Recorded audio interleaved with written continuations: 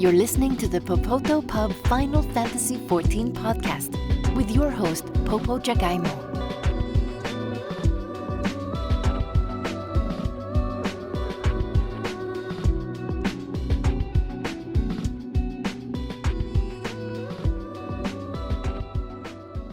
Well, lolly ho, everyone. Welcome back to the 5th episode of the Popoto Pub Final Fantasy XIV podcast. Thank you all for being here, and thank you to my 5th guest, Chad. Is it Thorsen or Thorsen? I don't know if it's the official... Thorsen. Thorsen? Yeah. So I don't know if we're going to the official Nordic thing, but I was a big fan of the TV show Vikings, so... Dude, I need to watch that show, actually. Like, I just need to, sit down and binge it. It's been taunting me for years, and I just need to be it's such a good show. Just need to get it done, Just gotta get it done. Yeah. To me, I don't want to say it. By the way, this is now a Game of Thrones / Vikings podcast. But I don't want to get too far into that. But I think it ended more satisfyingly than Game of Thrones for sure. And I want to say oh my god, it's left a better taste in my mouth, over time. And I appreciate the journey those characters on. So random suggestion for a TV show. Highly recommend Vikings to anyone who hasn't watched it yet. Pretty sure it's on Amazon Prime or Hulu or one of those. So. All right. Well, thank you again here, Chad, for being here with me today. It's always exciting to be able to talk to different content creators. So for those people who might not know Chad, do you care to give everyone your background with Final Fantasy, maybe your background with WoW and streaming and all of that? Yeah. So I was here during one of the Umbral calamities, which was the Exodus into Final Fantasy XIV. I wasn't current with WoW. I played a little bit of Shadowlands, and I was like, nah, I'm gonna head out. I mean, I have 10 years of experience in WoW. I played a bunch of FPS games before Final Fantasy XIV specifically, so I enjoy a competitive, type of environment. We actually just cleared Deltascape Savage 1 and 2 and got most of 3. I love the raids in this game, by the way. They're so good. So my background, 10 years of MMO RPGs, and then just like when Asmongold had popped over, I was streaming Overwatch, and I was kind of like, okay, well maybe there's something going on here, because the whole Blizzard scandal happened, and I was just like, I didn't want to do this anymore with any Blizzard games making content, and so I was like, I didn't know what to do. I was like, I have no idea what I'm supposed to do, and I was like, Final Fantasy XIV looks kind of fun. Let's give it a shot. And then I jumped in, and I was just I wasn't immediately blown away. It wasn't a huge thing, but I think halfway through ARR, I was like, oh my god, what is going on here? And now I'm a Shadowbringer Andy. I've not even finished Shadowbringers yet, but I'm there. It's a whole ass experience in itself, and but in the 5-month journey that I've been here, I think that it is the community and the game itself, and of course the dev team have really stood out to me as this is a good place to be, so I'm pretty happy. Yeah, so I was looking back on your YouTube channel and noticed one Varian Rin video, and then it disappeared for a while, and then it went full on to Final Fantasy. Were there videos on there beforehand that you deleted because of the Blizzard bit, or did you enough you mentioned, so that video was from years ago. I went to BlizzCon, and I did this recording booth thing. They had this, you could overdub a cutscene. It was the BlizzCon that Mista Pandaria was announced, so it was eons ago. And so I uploaded that, but I actually was a speedrunner for a long time. I speedran Resident Evil 2, the remake, and nice. I was part of the speedrun community for a good while, and then I just kind of got burnt out. And I'm shocked that I'd never heard of you through that, because I wasn't speed running it myself, but I was super into that whole Resident Evil 2 remake and Resident Evil 7 speed running scene. It's loved following that stuff. RA2 speedruns, baby. I think I was number 21 on the boards for nice. A while, and I was like, that is a very difficult. I mean, it's very simple to pick up, but it's very difficult to master. That speed run, and I played that for a while, but I eventually got burned out, and somehow I popped into 14, and my life was never the same until after that. Yeah. I mean, 14. I saw your video about like how 14 changed your life, and obviously you talked about a lot of difficult topics in that too. And I've dealt, maybe not to the same degree, but I've had that same thing affect me and my mentor.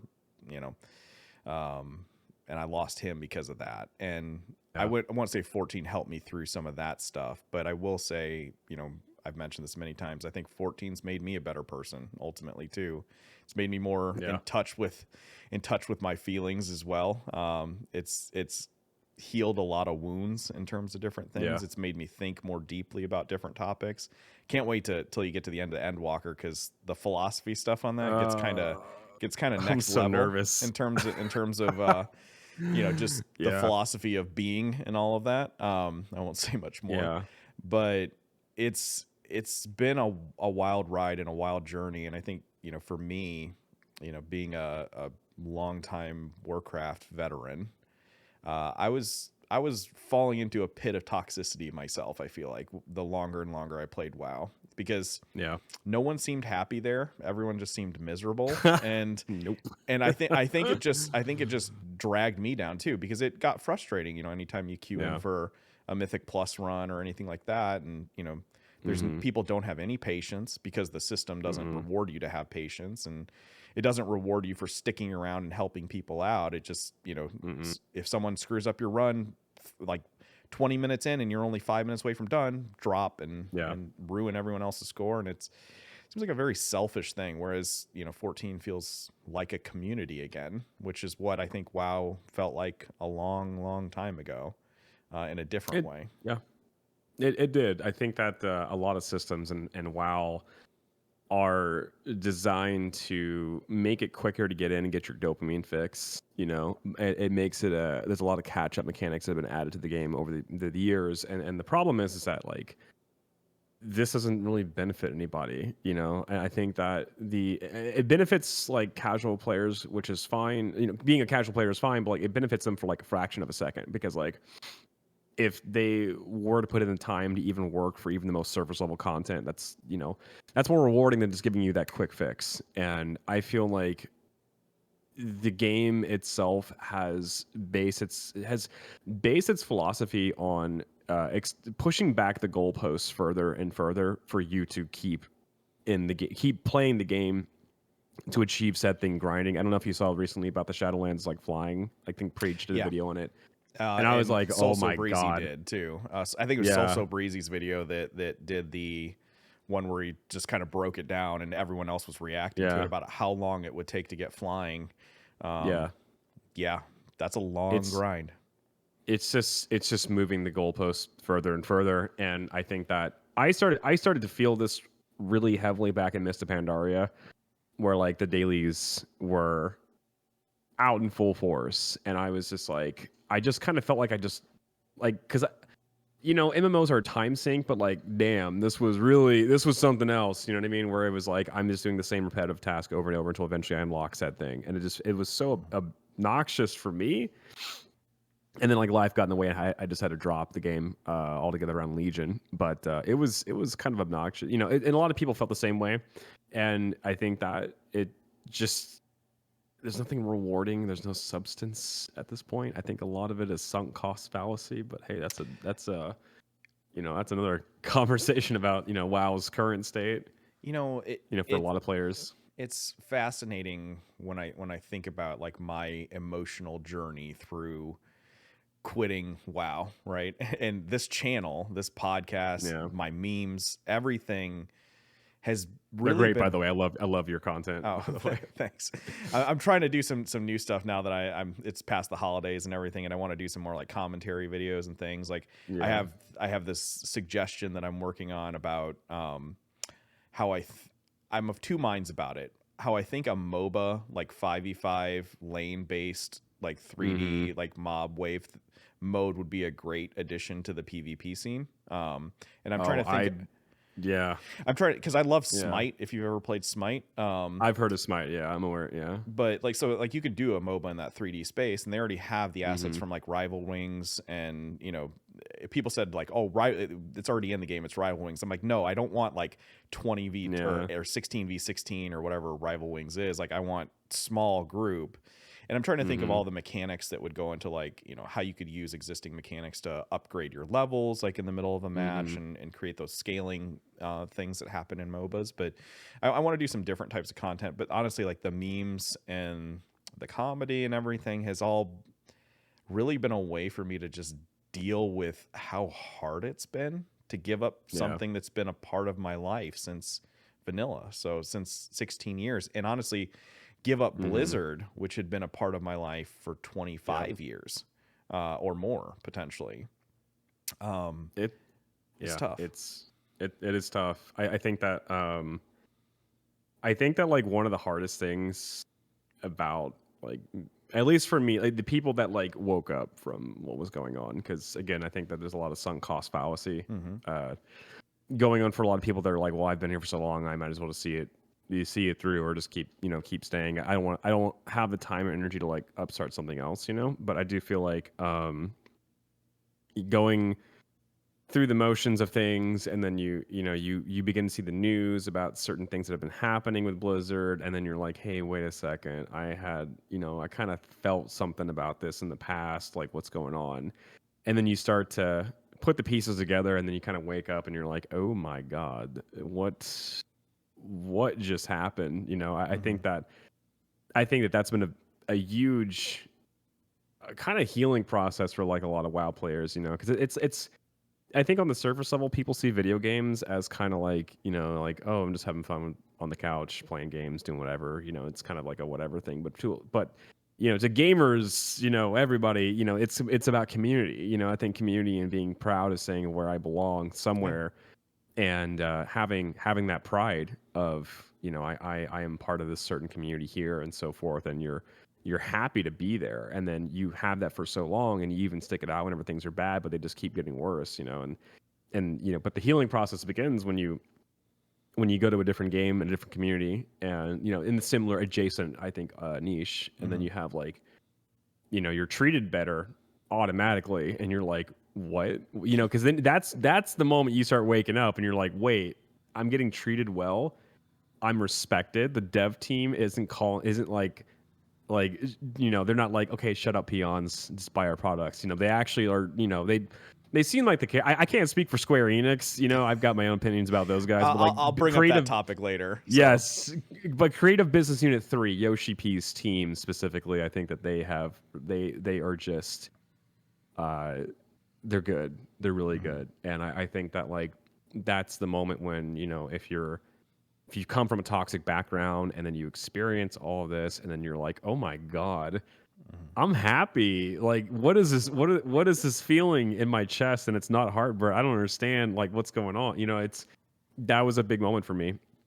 And I imagine a lot of other players out there too, who came from WoW, or maybe just some other game out there that the community was kind of toxic, and they didn't want to really be a part of it. And like FF14 still has toxicity. Like there is 100% toxicity in this game. It's not as prevalent, but it's there. Nothing's perfect. But I think that like the contrast night and day for a lot of players is like, just, you don't even know what to do yourself. You're like, I don't know how to process. It took me like 5 months to like really start detoxifying or just kind of shift my focus or my perspective on things. Yeah, I mean, I would say yesterday I ran into or 2 days ago I ran into my first bit of, I want to say, toxicity. And I've been playing Final Fantasy 14 hardcore for like 2 weeks before all the streamers swapped over, which is funny because I had played it before. I was paying the sub and everything. I just wasn't playing it. I was treating it like single player Final Fantasy with occasional multiplayer stuff up until that point. And had, my subscription was active since like the end of Stormblood, and I was like, I just want to try something else and jump on this and see like what's going on and catch up with the story. And then all the Blizzard stuff started happening, and I was like, ugh, okay, maybe I should do this. And I honestly, like you had mentioned, I was not having fun prior to that, right? Like I was just going through the motions because sunk cost fallacy. It's like, I've been a part of this universe for so long. I love the characters of Thrall and Sylvanas, and like I want to see their journey through to the end. Yeah. I have the Thrall and Sylvanas statue, and every time I look at them now, I get sad. I have a doom hammer. Yeah. And it's I just wanted to keep experiencing that world. I just wanted it to be good. I just wanted the gameplay to be good, and I just wanted the story to be good. And I will say I do think that Rurikon and I were talking about this. I do think that the Final Fantasy XIV story is probably my favorite story, beginning to end, of pretty much any bit of media that's out there, not just games. Definitely games, but about any bit of media.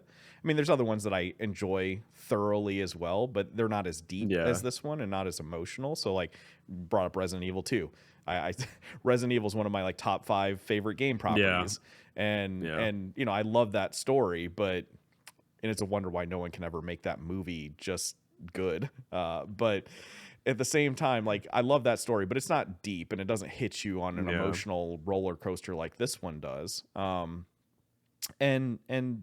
But I do really like the story generally of WoW too, and it's been a part of my life and consciousness for a long time. And to think about a journey, it'd be like, I'd bring up Game of Thrones again. It'd be like if Game of Thrones had gone on your entire life, right? And then that'd be pain, right? And then all of a sudden you get to the end, of Game of Thrones, and you're like, oh, this is how you're choosing to go about this.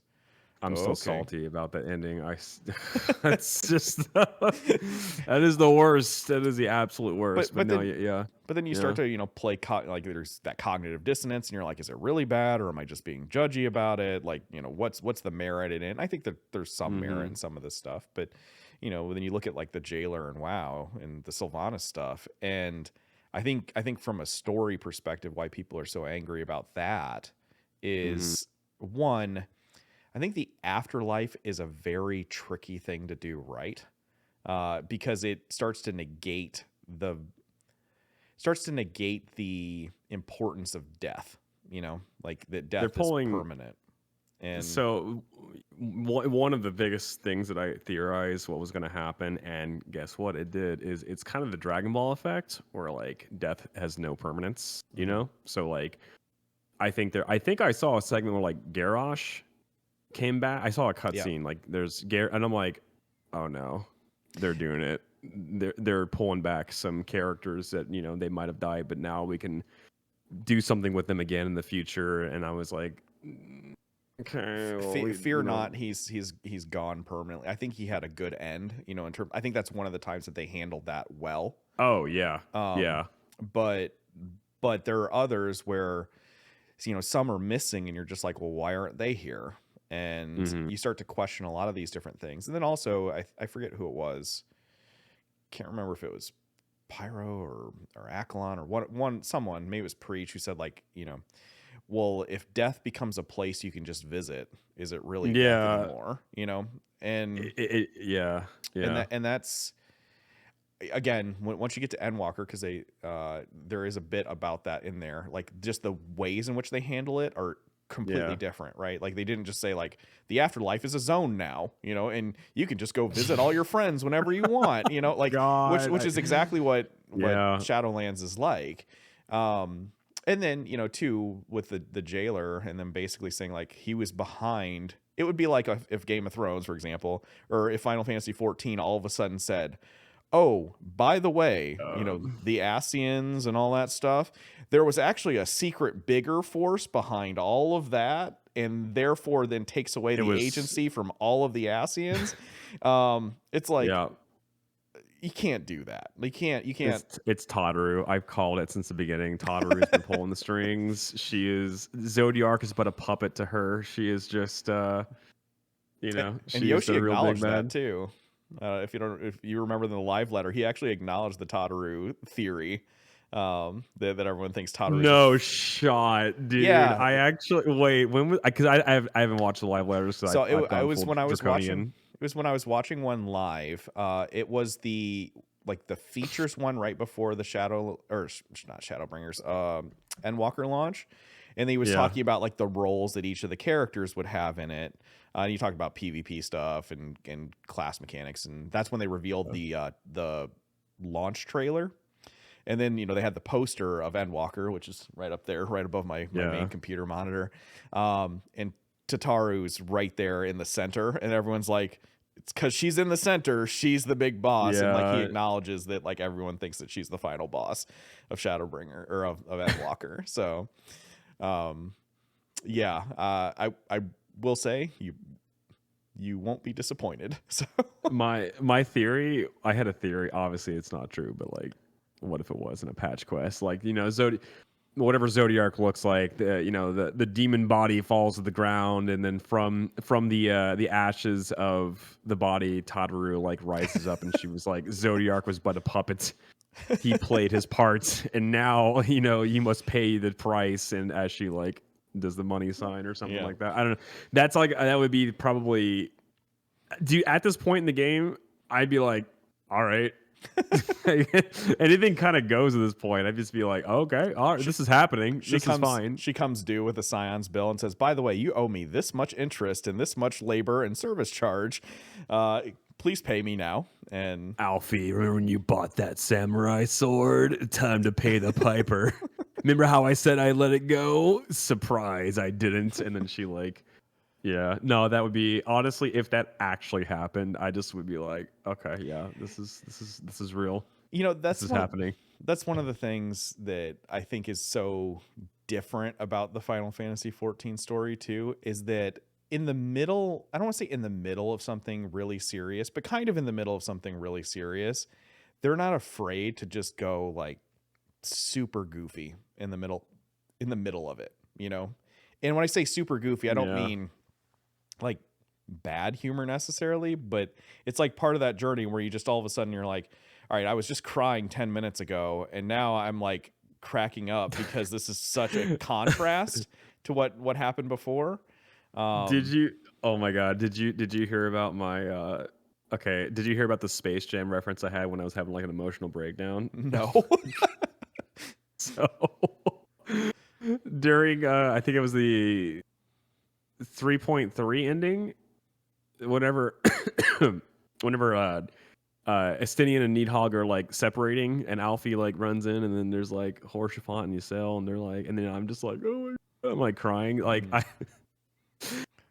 I was so emotionally distressed that they took the eyes, and I had to like cope somehow. I had to make a meme, and I was just like, dude, just come on and slam and welcome to the jam and get that shit off this fucking bridge. I was like so out of my mind that my default was to joke, and then to this day I was like, did I just do that? I just was involuntarily make a Space Jam reference in my darkest hour? Like what's going on here?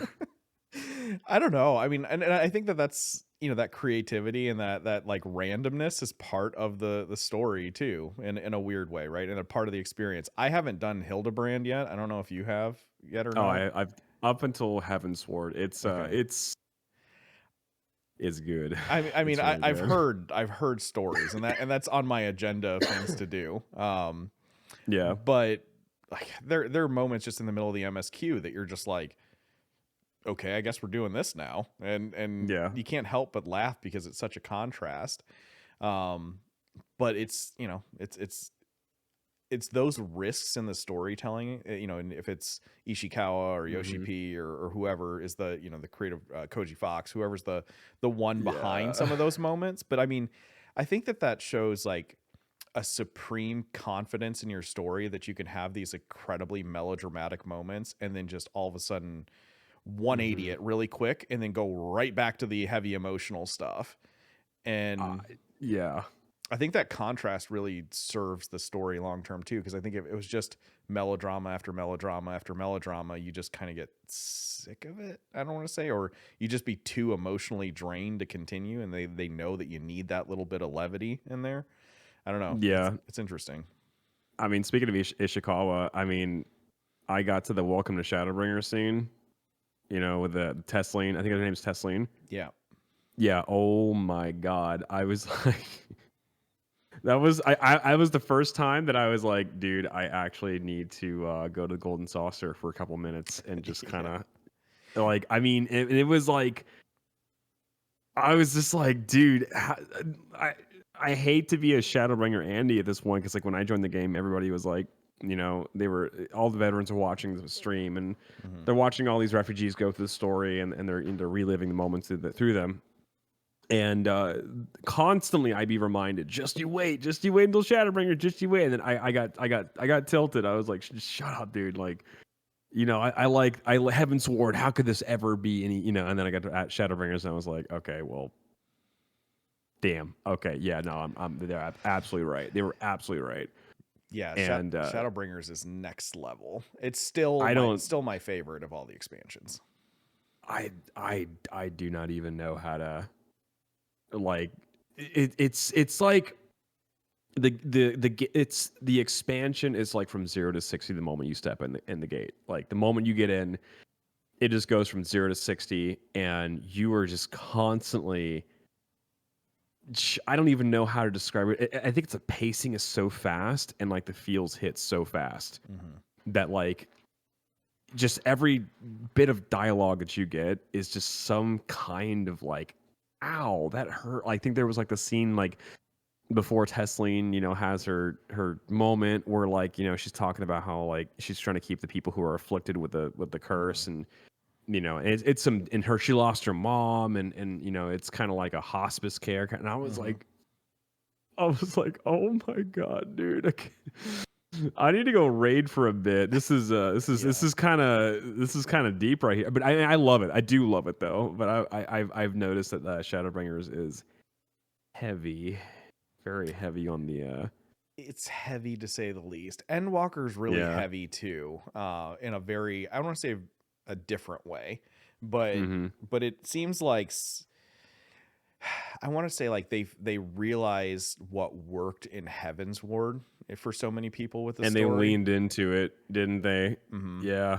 Yeah, because like after Stormblood, which was a very different kind of story, I think they went back and said like, what did people really like about Heaven's Ward, and what were the moments that people talked most about in the Heaven's Ward story? Okay, let's just do that like every hour in the game. Yeah, no, yeah. And I actually have a video like coming out this week where I'm talking about. I actually went back and said, this is. I talk about the 2.55, the parting glass story, and why that is like one of the most important moments in FF14, like altogether, because it would set the stage for what's going to happen next. Is that like the 2.0 story? It was good. It was like, let's go beat up the bad guys, let's get them. But like it like there was like worldly stakes, but I felt like the personal stakes weren't high. And then 2.55 was like, they like cranked up the personal stakes to the max, and it really sent the message of like no one is safe. And I think that like they really lean into this in Heaven's Ward. They lean into it in Shadowbringers, and I'm guessing I'm going to be a giant puddle on the ground of salt water whenever I get to Endwalker. Yep. I mean, I there are cutscenes that I go back and watch. Like I made that. Don't watch it yet, but once you get through 5.3, like go back and I made a top 10 tear jerking moments in FF14 through Shadowbringers video. And while I was making that video, I mean, I've seen these cutscenes multiple times. I had to obviously sit there and hit record on OBS and get everything recorded and everything. So I was watching it, and then I was watching it while I was editing to make sure that I had the clips at the right points.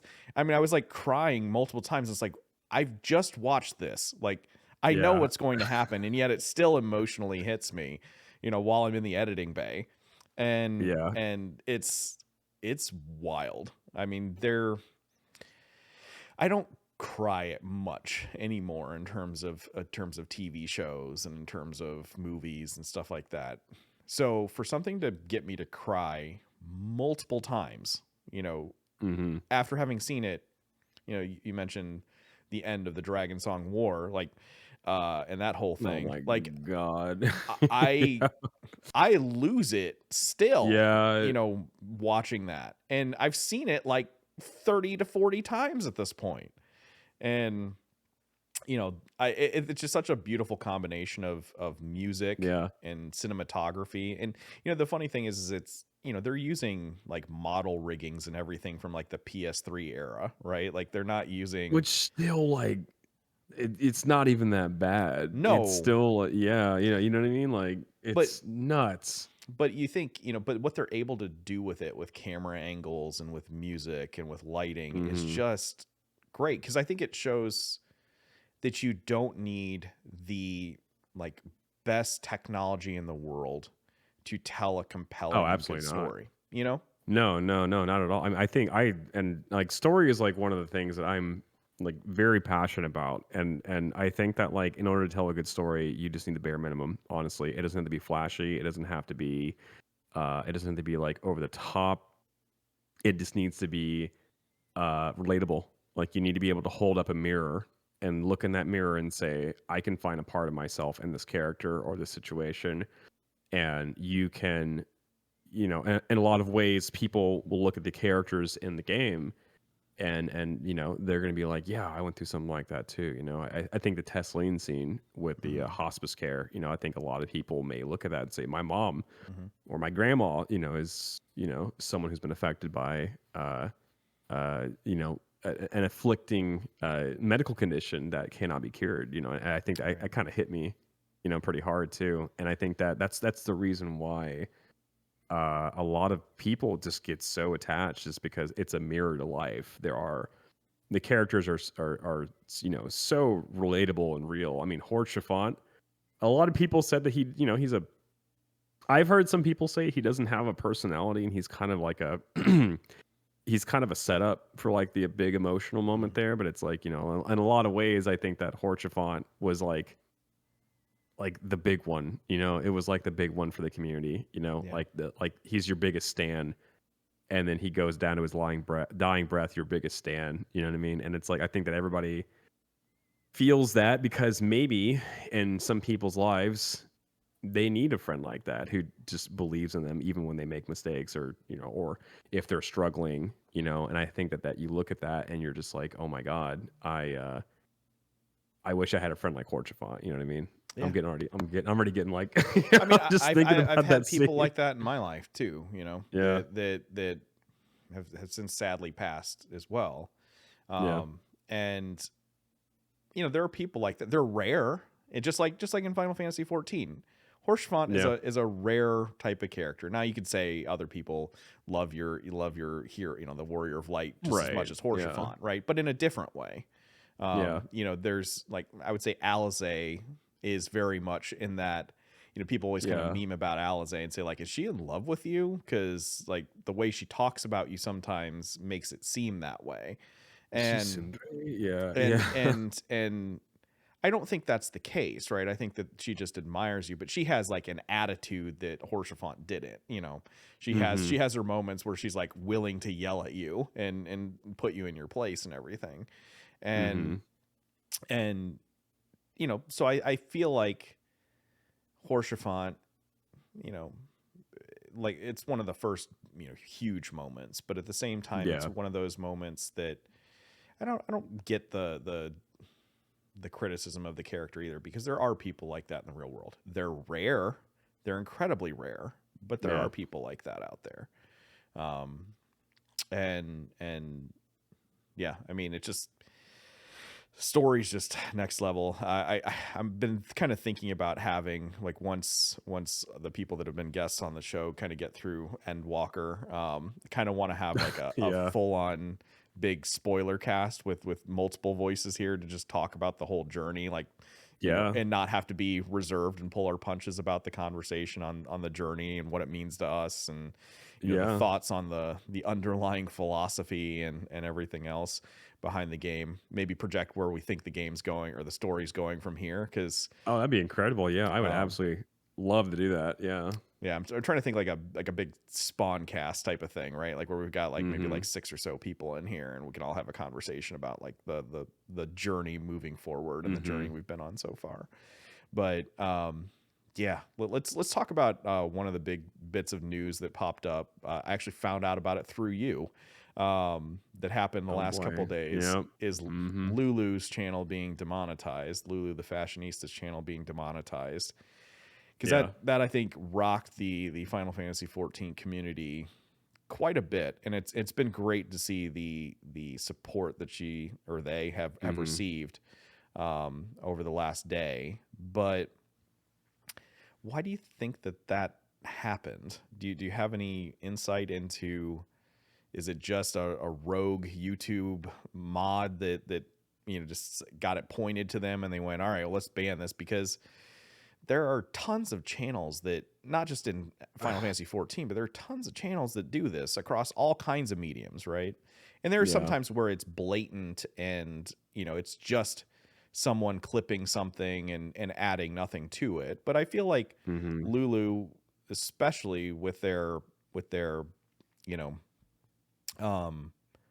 like transitions and the kind of commentary that they're trying to give in the different Mm-hmm. sections, and I say commentary, I mean just like the visual commentary and the visual kind of gags.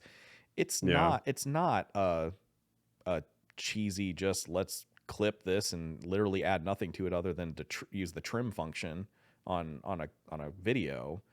Mm-hmm. There's additional value there, and I'm just shocked that it happened to them. I can break. Okay, let me know if I go too far in this. Okay, Okay, so yeah, go for it. so this is basically from my understanding of what happened. I talked to Lulu and I tried to get some information for him in that video, and basically it's like this. So she got a strike against the channel or something. She was demonetized because the channel was not transformative. So what that means is that if I were to find someone else's content and I were to take that on my channel and it was not to add any extra layers of commentary, a React video, and I just had a straight upload of that content on my channel, that is now considered against the rules. But the thing is that there are hundreds and thousands of gaming, streaming, clip compilation channels out there that will take clips from channels that is not their own. They don't transform it in any way whatsoever. It's just a straight upload onto their channel. They get the ad revenue and then they benefit from it. So based upon my understanding of like what happened, it's don't ask, don't tell, because it makes YouTube money.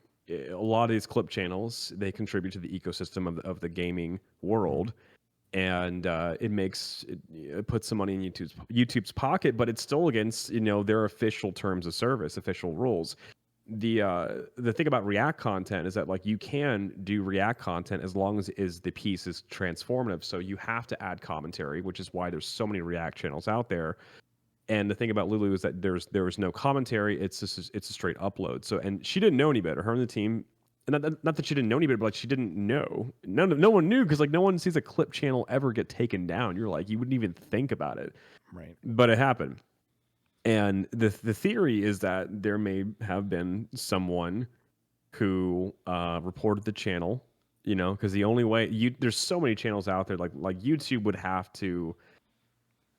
There would have to be some kind of a flag to get YouTube's attention about it. And I think that from my understanding, there was a actual YouTube moderator or whatever you want to call them who actually looked at the channel and said, yep, this is against the rules, and done.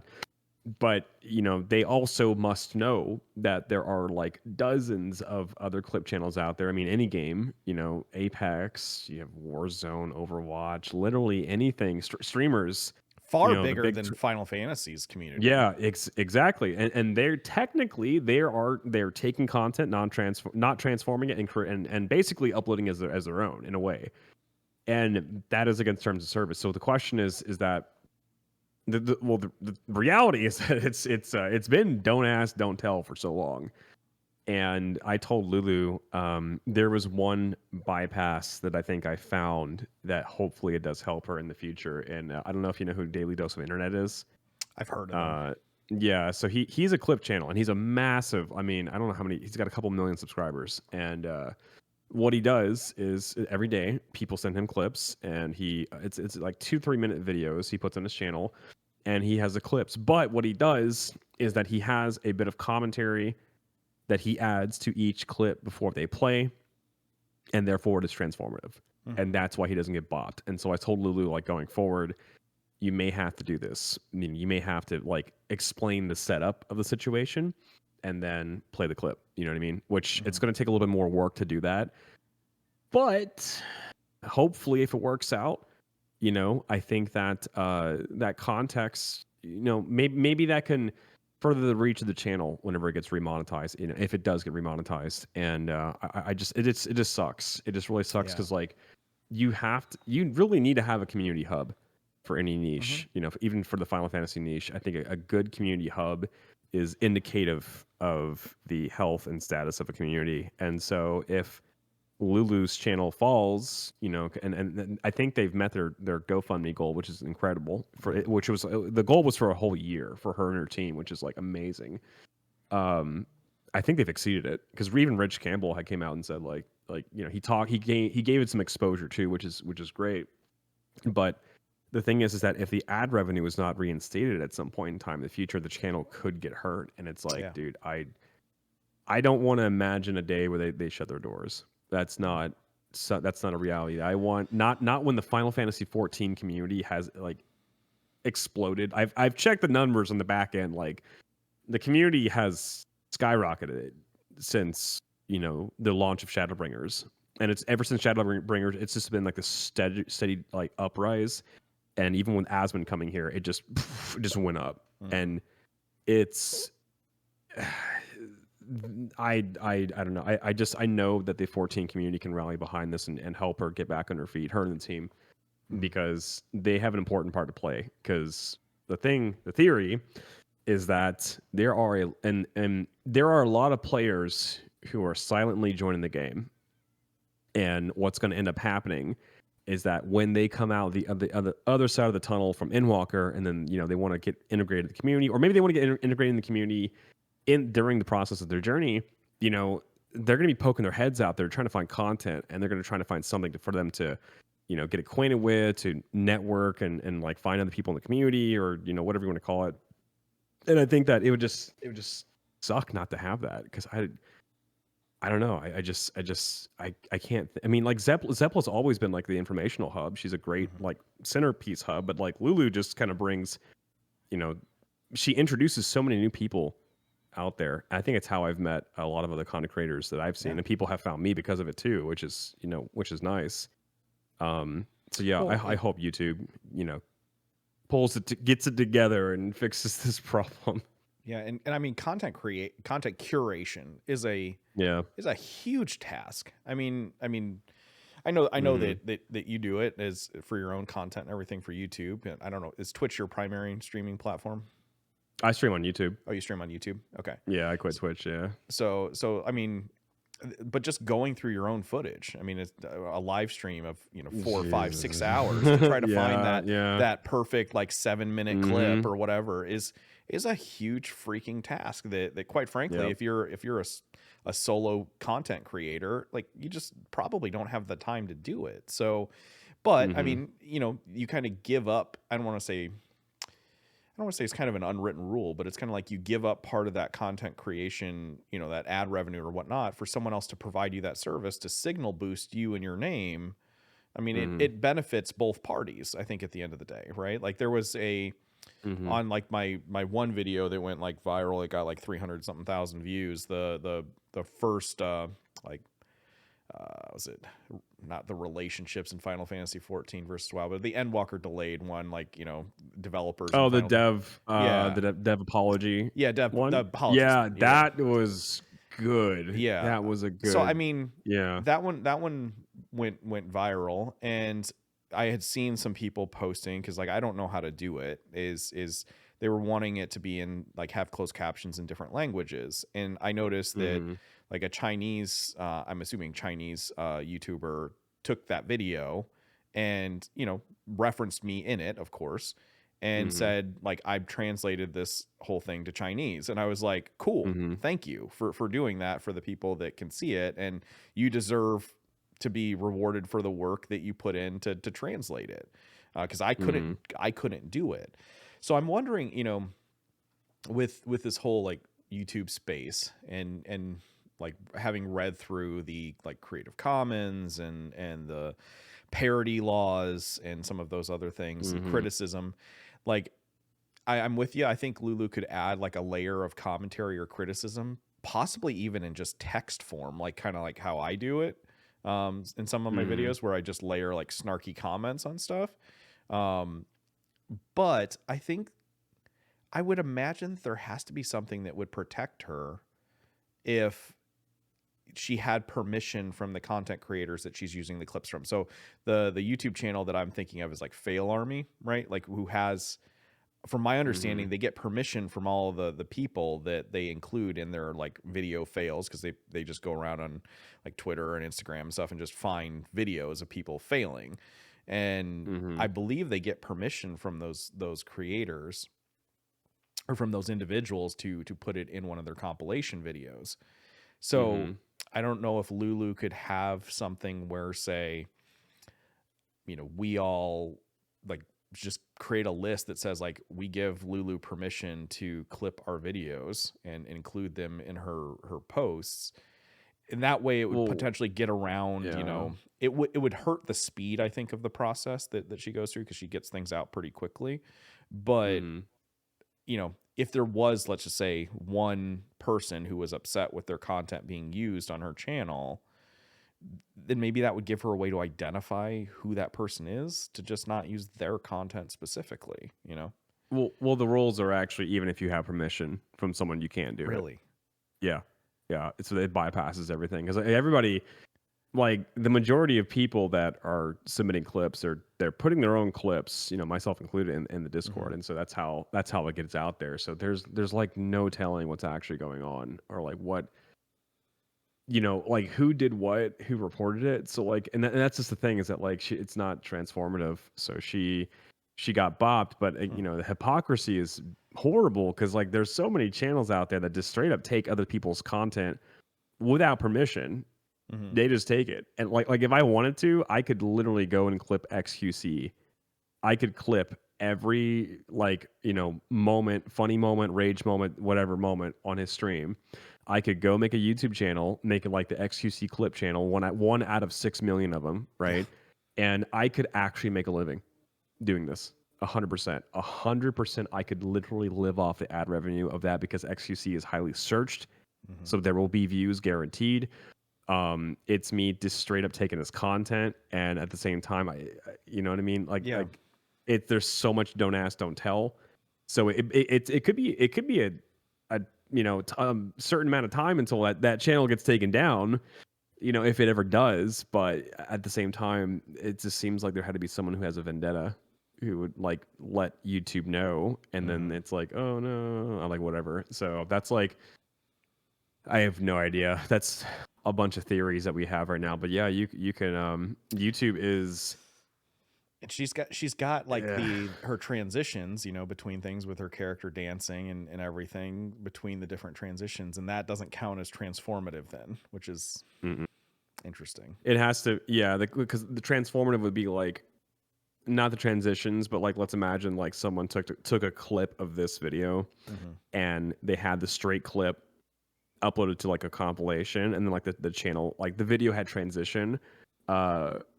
Once the segment with the actual clip exists, there has to be some kind of like transformative. But the problem even then is it's so vague that it's like, okay, YouTube describe transformative, like, and they're like, oh, because they use fake language.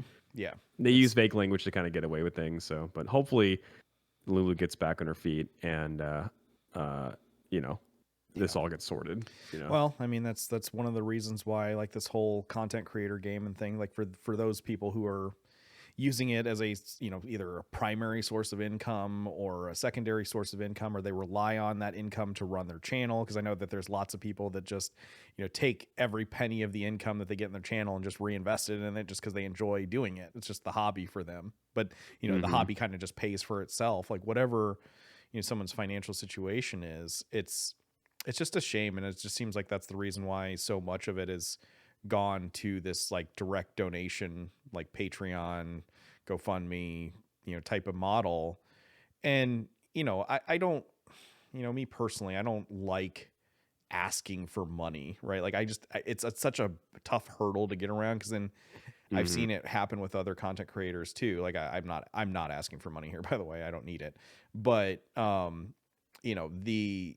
it's strange to see like how people start to develop these weird parasocial relationships with content creators. Once they start giving them money, they're like, well, now I own you, right? Like now I expect you to do things because I've paid you $5 a month or whatever it might be.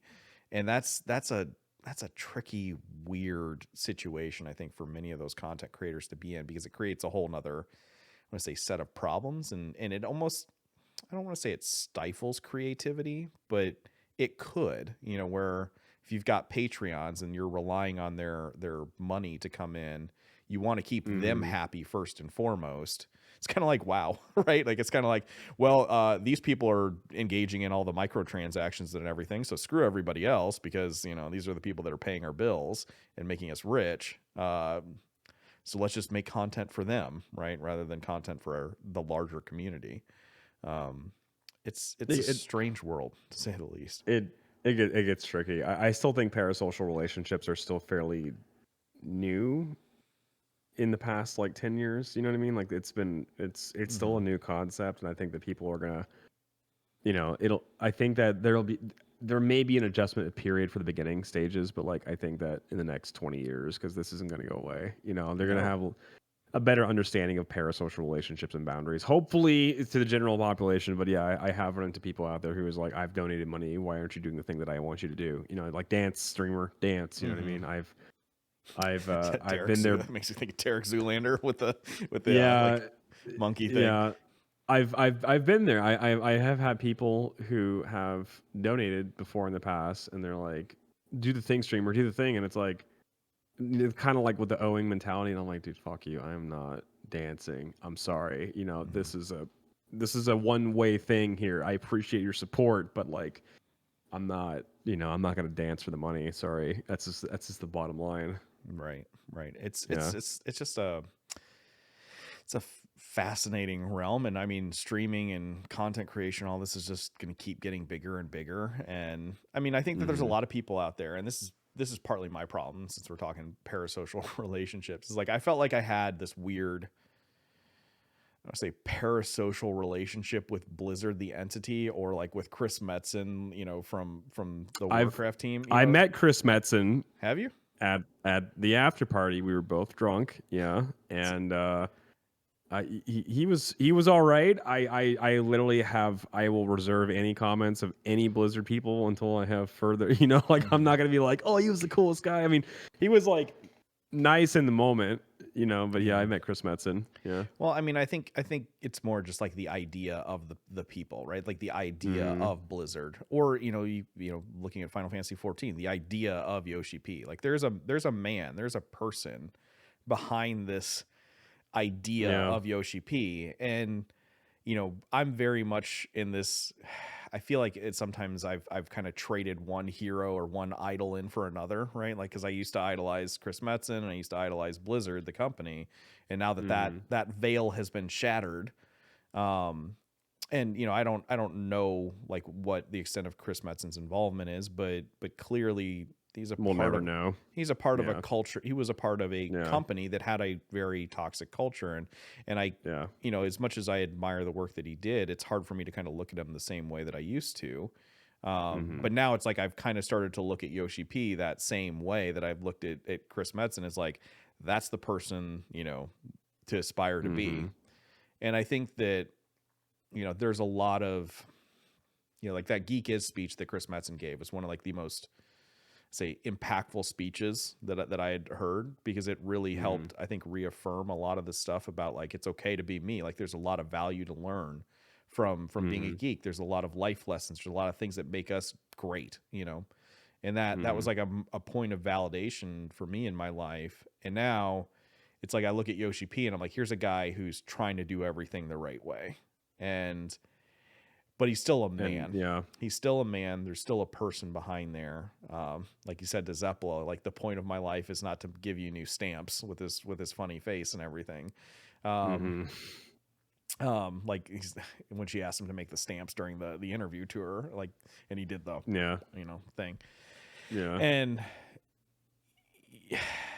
I'm trying to, I think, stay respectful of that boundary and that distance, and I think that it's good to definitely point out and reward and acknowledge all the times that Yoshi P's been, and the whole team has been amazing with the community and all the good that they've done, but recognize that they're people too, and they're dealing with a lot of pressures and a lot of forces, like Square Enix's president saying the NFTs are going to be a big part of our future. And I imagine, and I hope, I covered that too, by the way.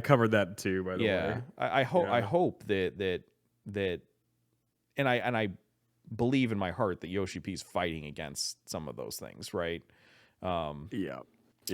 But how much of a fight can someone put up against, a whole monster of a machine that's pushing forward, with the whole NFT thing? So I don't know. Do you think it's only a matter of time before, like, we start getting Final Fantasy 14 NFTs? Do you think that even if they do create them, it doesn't really impact our game at all? It just kind of resides outside of the game, and people who want to invest in them and buy them can, and people who don't. Like, how do you think that gets deployed and impacts the game?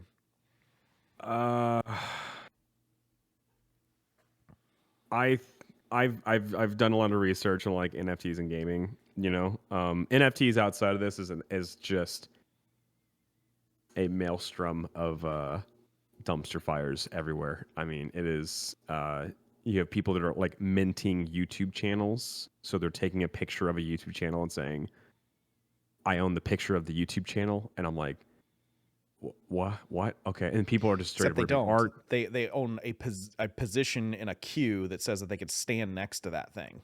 Yeah, it's right. It's insanity. But I think in terms of gaming, I personally think what is going to happen is, after all the backlash that happened from Ubisoft, what all the backlash had happened from, I think there was another company out there as well. Even Square Enix, Konami. Konami did a 35th anniversary Castlevania NFT. Their series of NFTs. Okay, so what I think is going to happen is that there is this massive backlash happening right now where you have and I'm talking even Troy Baker. I don't know if you know about that, the voice actor. Yeah, Troy Baker, Tara Straw. It literally, it's like this cult. I can't figure. They're just getting people with influence on the bandwagon, and the people with influence don't fully understand what this is that they're doing. So like, Troy Baker, who came out and was like, "You can hate or create." Holy shit, dude! Can you imagine? Oh, I love that thread. That was so good to read through the entire thing. And you mentioned something about like not holding people to higher standards or idolizing them, and you never should, because maybe one day, I hate to think this, what if Yoshi P came out and said, "Oh, hey, here's an NFT," and you're like, "Oh God," like, you never know. You can respect his work, and always I think his work is very respectful, but I digress. I think that if what's going to happen is that there's such a massive backlash happening right now with NFTs in the gaming industry that they're kind of quietly retracting their plans. I think Ubisoft has kind of pulled it back. I think Square had the most tone-deaf announcement. They definitely do not know what people really want. Yeah. And I think that they may pull it back, but it will be back in the future in a quieter, I think, sneakier marketing kind of way. But I think people will be able to sniff that out eventually. But the thing about NFTs in general is that they don't need everyone to buy in. They just need a few whales to buy in to it. You know what I mean? So like, if hypothetically, if FF14 had an NFT that was placed in the game, they don't need all of us to do it. They just need people who have like some money, who can come in and they can get that receipt, the digital receipt of whatever, And no, Mike Shinoda, I'm sorry, you cannot have a carbuncle that you bought, NFT that you bought in Final Fantasy pop up in Call of Duty. It's not. No. That's not how it works. That's not how coding, and it would be an absolute mess. Well, that's why Facebook/Meta is pushing the metaverse concept, right? Because if you can have one singular platform like Ready Player One style, where all of the things exist, then you could start to argue that you do own these digital assets. But the thing is you don't actually own the digital asset. You can't sell it to someone else. You can't say now like there's a song I think called Vampire Slayer, the Kona, like from Castlevania, the original Castlevania, the original song that I think plays when you first boot up the game. You don't own that song by owning that NFT. You can't say, all right, now anytime someone else uses it, pay me a royalty. All you own is a position in a database associated with that image and with that song. You can't do anything with it. So the inherent value of it is pretty much just the bragging rights associated with it. And that's I mean it's a great way, I think, for companies to get when I say great way, I mean like in quotations. I mean they are going to get a big infusion of cash, very quickly. And then and every time it trades, they've got it built into these tokens where they can receive a percentage every time it's traded. I mean, that's just, well, it's going to give us money. Why not? And these people don't even own an ownership stake in our company.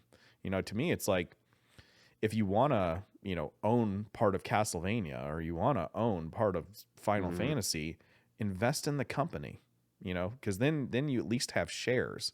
Then at least you have a voice in, when I say a voice, I mean, in terms of voting and everything like that. It might be minimal, but at least you own something, right? Rather than owning, I want to say essentially nothing, other than, as Josh Hayes says, like a designer shirt online that you can point to, but never actually wear, No, absolutely. I think it's a quick way to make some quick cash, and unfortunately it's going to do long-term damage. And the funny thing about this, the whole thing, is how like self-assured that these companies and individuals were, that people are just going to be like, oh yeah, I can't wait to jump in and get some NFT. Like I feel like they thought in their heads that everyone was going to be like jumping for joy to get this.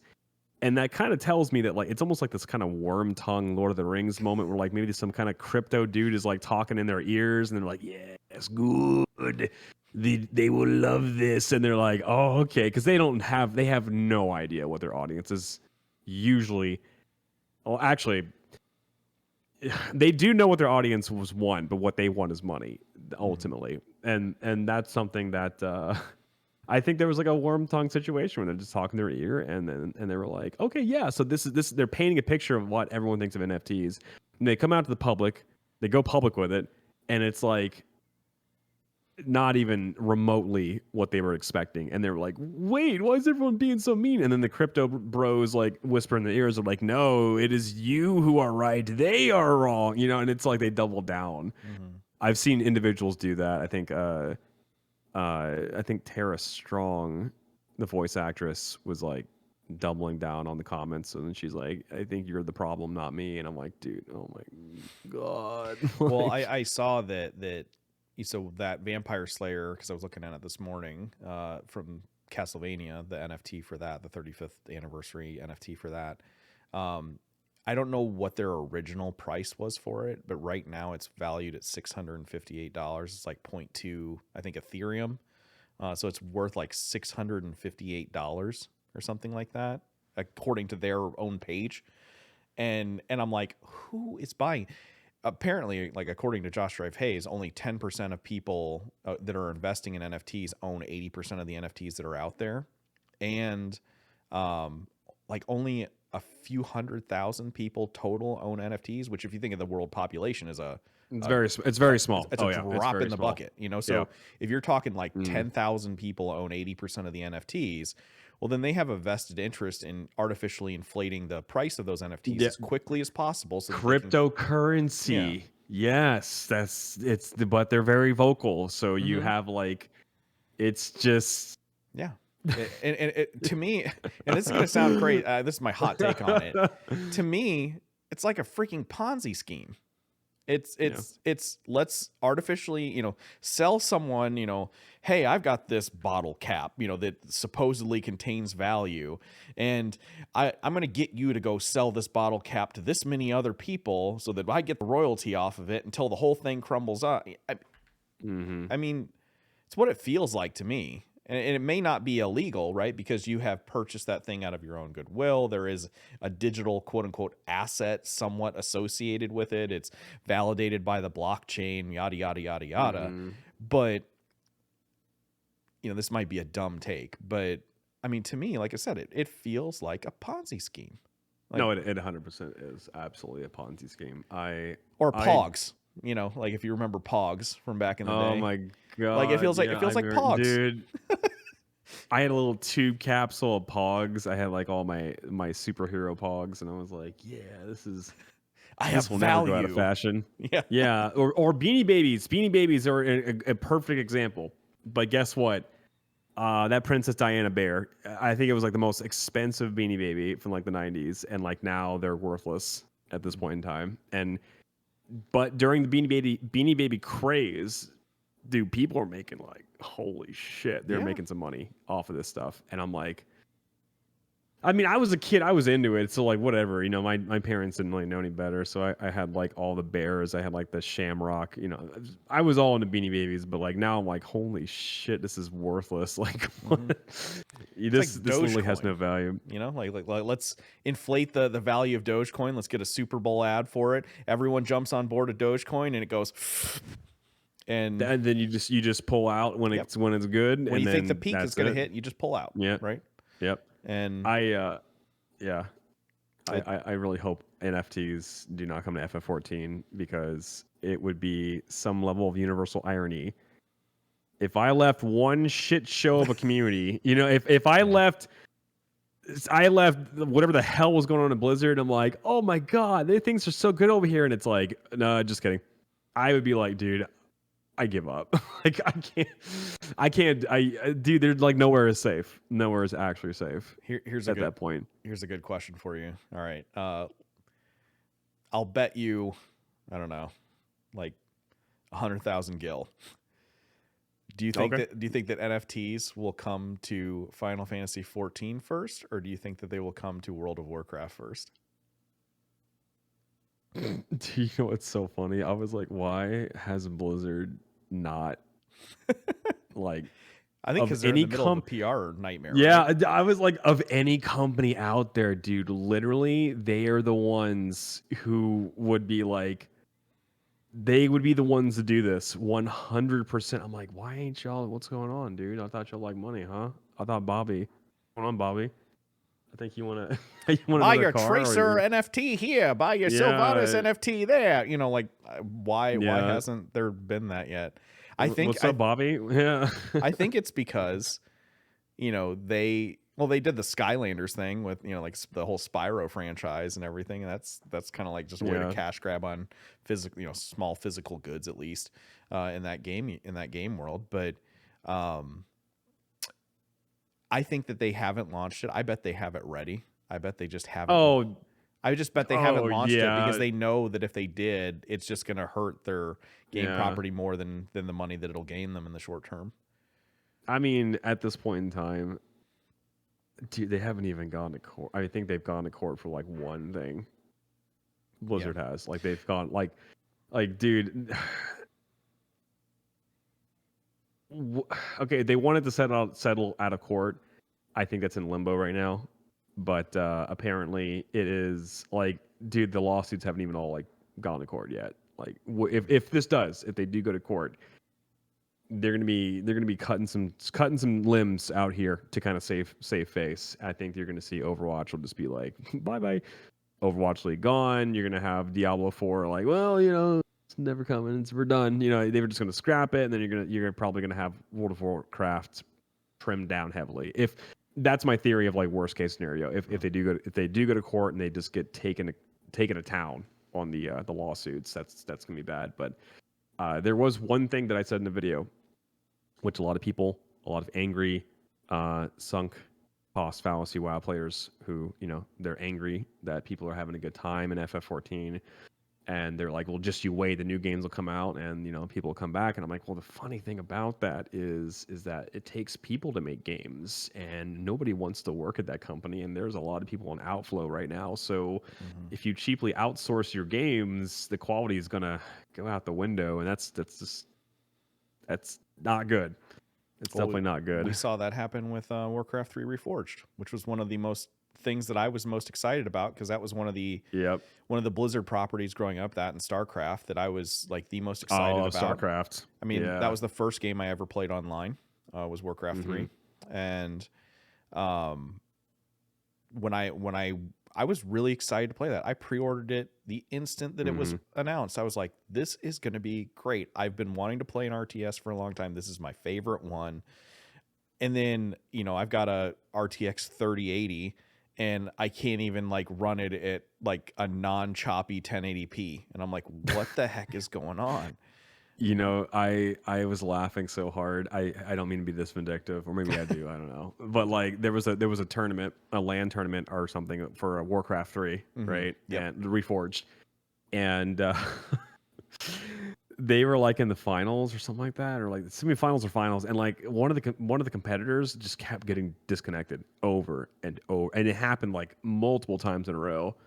That to the point where like they were mid match, he would get disconnected. And you know, actual prize money is on the line here, by the way, for this like these tournaments, and like he would get disconnected, and it just kept happening, and like I was like, dude, I feel so bad for that guy. Oh my god, you know, like I just, it is. I just hope. I really, you know, I will tell you my biggest fear in this game ever is Yoshi P is the floodgate. Well, what happens if Yoshi P is gone? You know, if they remove him, or what? I'm actually terrified about what is going to happen if Yoshi P is not here. You know, dude, I think if Square Enix had the ability to do what they wanted to, unregulated. Oh my god, Yoshi P holds back so much corporate bullshit. You know he does, and I'm just like, dude, please be immortal. Rise, be our champion. He has to become a primal, right? Like we all need to. we all need to give Yoshi P. And that I think, you know, like I said, there's a person behind the idea of Yoshi P, right? But I do agree with you. I think that he is like the guy doing like, you know, the you shall not pass thing, basically. And you know, stuff still seeps in, you know, but at the same time, I feel like he prevents a lot of it and keeps the community alive, and he understands what it takes to build a successful and thriving community first and foremost. And because you have to have that to have all the other things, you know. If you don't have that, then you're just in managed decline. You know, you're just in well, let's just extract as much wealth out of this thing as we possibly can while it slowly declines, which is how I feel like WoW is being New treated. World. Or New World. Yeah, New World. Oh yeah. Or, you know, like I actually really liked Star Wars The Old Republic when it came out. I thought that was a really fun single player you know, experience. I liked the BioWare stuff, so like playing through the different class storylines was great. They didn't really have a lot of end game, and I know that they're still producing expansions for it, which is wild. So it has to be somewhat popular, but it does feel like that game has been on like managed decline for, you know, the better part of 5-6 years. People who might still play that, please tell me if I'm wrong, because I would like to try it again. But yeah, you know, like that's I fear that too. I worry about Yoshi P potentially leaving, though, you know, his in-game message during that one holiday event where he's like, I'm expecting this to be a part of my life for a long time moving forward. I'm like, yes, please. and they also said there's like 10 more years of, you know, plan. And this is going to sound crazy too, but there's a and I don't mean this, by the way, Yoshi P. I hope that it does succeed. But there's a secret evil part of me, the Zodiac inside of me, that's like, I hope Final Fantasy 16 fails so you can just focus all your efforts on 14. Like, I really want 16 to succeed, but then like it looks good. It does. Yeah. And I haven't really been into the mainline Final Fantasy series for a while now. I want to say since maybe like 12.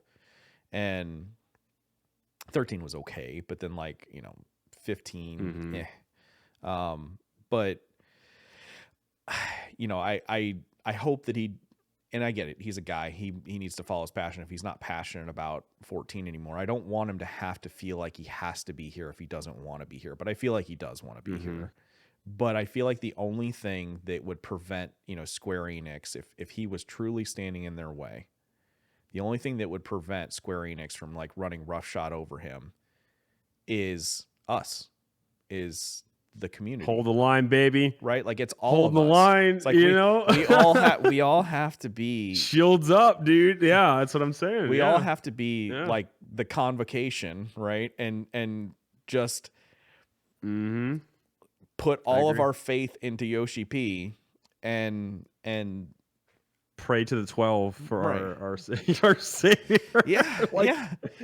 No, but seriously, that's I think, Square Enix realizes that it would be unprofitable for them to remove Yoshi P from that program because of all the goodwill that he has, because of and I don't think they view it as because of the decisions he's making.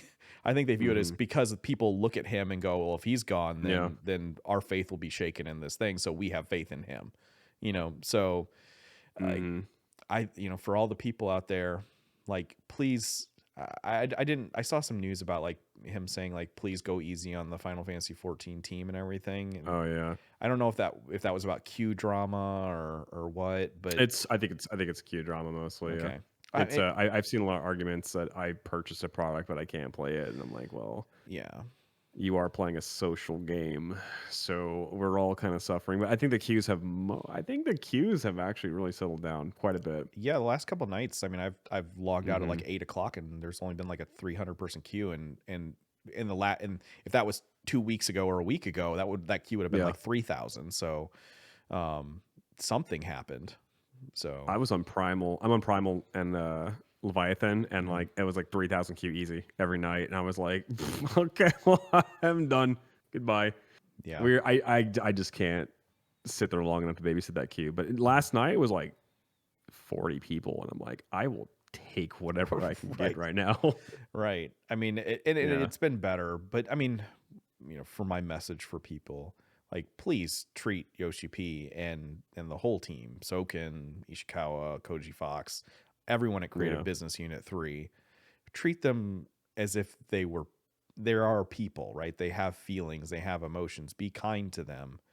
But at the same time, I think we also need to show our support for them constantly and let the higher ups at Square Enix know that we are buying into their products. The reason that Final Fantasy 14 is the most profitable Final Fantasy game of all time is because we enjoy it, because of the trust that we have put into those people and the decisions that they have made. And if you remove those people making those decisions and they start making different decisions, then all of this can fall apart, too. Mm-hmm. And no, I agree. And it's kind of sad. So sorry to go back to our bet. You think WoW or Final Fantasy 14 NFTs? Who gets them first? I'm actually gonna say 14. I was going to as well, but I'll take the WoW side of the bet. I think 14, I mean, because of the CEO support, and because I think Blizzard's in public relations image management mode right now, and they can't afford a bad look, and that's the only reason why. No, absolutely, yeah. It's they have a whole media package ready for it. They know how they're going to spend it, but it's just sitting there, and they're like, okay, well, let's take care of the dumpster fire first before we. Some guy sitting there with a finger on the button, just let me push it. Let me push it. dude, he's like, well, let's go. I'm ready. And Bobby's like, well, my advisors told me not to. Yes. Dude, literally. By the way, I want to say your video with Bobby and the Assi. I think you did Bobby and the Assi music. In the background. Yeah. Oh my god, Assi music goes well with everything. It does. It goes well with everything. Everything. Yes, it actually does. By the way, I want you to know, I guess before we wrap up here, but I want you to know that Dragon Song actually goes with everything too. I put it over the Doom Eternal intro, and it actually, I'm gonna send it to you later. It actually works very well. Really interesting. Yes. Yeah, Dragon Song goes with everything. It is actually crazy. Well, that was the first video I made, right? Like the "So Long for Now, Wow" video is all Dragon Song, and it's yeah, that's like my go-to emotional song. Yeah. And yeah, it's funny, but all right. Well, I don't want to keep you here too long. We've already gone, like, I try to keep these episodes to an hour, and I failed at them multiple times. Whatever. I had a good time. It was, oh my God, it's an hour and a half. Yeah. Yeah. I could talk for hours, but I'm not gonna, I think most content creators could talk for hours, right? About all this stuff. But at some point, if you want to come back for the Endwalker spoiler cast, let's do it. Put you on the agenda for that. I'm sure it's going to be fun getting everyone's schedules all together, especially if like Sarah Jane and other people could join from Australia. We'll have to figure out a time that works for everybody. But yeah, that'd be a blast to get everybody together to talk about all this stuff. So. Well, I did do a D&D game with an Australian friend of mine who they're 14 hours ahead of me. So it would have to be like 8 o'clock in our morning U.S. time average for them, because it's like late for them, I think. So yeah, I mean, I'm down. Let's do it. That's what's gonna happen. Yeah, I'll be planning that soon. So, well, you want to plug all your social channels and all that for anybody who may not know about you? Yeah. My name is Chad Thorsen. I stream on YouTube Gaming multiple times throughout the week. I also make a bunch of discussional videos coming out about lore and PvE. Again, I have my taste of Savage content. I absolutely love it. I am addicted. I want to do ultimates. I am ready to know life this and join the pain train. So that'll be in the future as well. But again, I'm a big lore proponent. I love good story, so I'm always talking about story. I think that FF14 jives with my interests, so there's a lot of good content coming about that. So you can find me on YouTube. Chad Thorsen's the channel, and Twitter for some spicy takes sometimes, or just not. But that's debatable. But yeah, that's where you can find me. And thank you so much for having me. I really appreciate it. I had an absolute blast. And congratulations on the Savage Delta clears, or Delta Scape clears and everything. We're about to do, we're working towards 04S, and I saw that final fight, and I was like, I'm not doing this blind. Screw that. I will say this is my final comment. Isn't it nice to play a game where all the content in the game's still relevant and it's not disappeared after like 5 months? Yep. Oh God! I mean, hey, do you know something? WoW players have actually gone back and done raids in all greens, just to make it challenging. So like, good for the creative, very creative, good for them. But at least here, I can flip a switch and I can turn back up the difficulty. So that's nice. Yep. Well, thank you everyone for listening at home to this 5th episode of the Popoto Pub Final Fantasy XIV podcast. Please remember to like, comment, subscribe, and share this video if you enjoyed it. And thank you to Chad Thorsen for being here. So thank you. Lolly ho, everyone, and peace out. Thanks for listening to this episode of the Popoto Pub. Please remember to like, comment, and subscribe for more episodes. Take care, everyone, and peace out.